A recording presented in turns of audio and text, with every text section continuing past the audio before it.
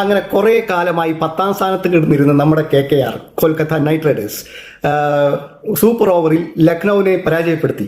നോക്കൂ, 8ാം സ്ഥാനത്തേക്ക് വന്നു. 9ാം സ്ഥാനത്ത് മുംബൈ, 10ാം സ്ഥാനത്ത് ലക്നൗ. നോക്കൂ, ആദ്യം ബാറ്റ് ചെയ്തിട്ടുള്ള നമ്മുടെ KKR 20 ഓവറിൽ 155 റൺസാണ് എടുത്തത്, 7 വിക്കറ്റിന്. അതിൽ നമുക്ക് ആരും നന്നായി കളിച്ച, രഹാനെ കളിച്ചില്ല, രഘുവംശി കളിച്ചില്ല, ആരും നന്നായി കളിച്ച, റോഹൻ പവൽ കളിച്ചില്ല.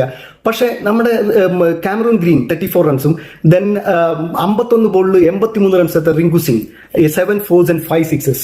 നോക്കൂ, അതിന്റെ സഹായത്തോടെ 155 റൺസാണ് എടുത്തത്. തുടർന്ന് ബാറ്റ് ചെയ്ത് നമ്മുടെ LSG ആരും കളിച്ചില്ല എന്ന് പറയും, വെറുതെ മുട്ടി കളിക്കുന്നു, മറ്റേ വൺ ഡേ കളിക്കുന്ന പോലെ.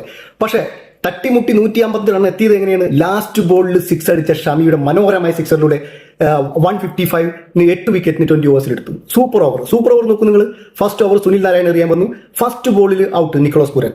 സെക്കൻഡ് ബോളിൽ പന്ത്, ഇത്രയും ഇന്റർനാഷണൽ കളിച്ചിട്ടുള്ള ഈ പന്ത് സ്റ്റെപ്പ് ഔട്ട് ചെയ്തിട്ട് നമ്മൾ 6 അടിക്കാൻ നോക്കും. സെക്കൻഡ് ബോളിൽ അത് ഒരു സിംഗിൾ എടുത്തു. അടുത്ത ബോളിൽ ആഡൻ മാക്രം ഔട്ട്, ജയിക്കാൻ 2 റൺസ്. ഫസ്റ്റ് ബോളിൽ തന്നെ നമ്മുടെ റിങ്കു സിംഗ് 4 അടിച്ച് കളി ജയിപ്പിച്ചു.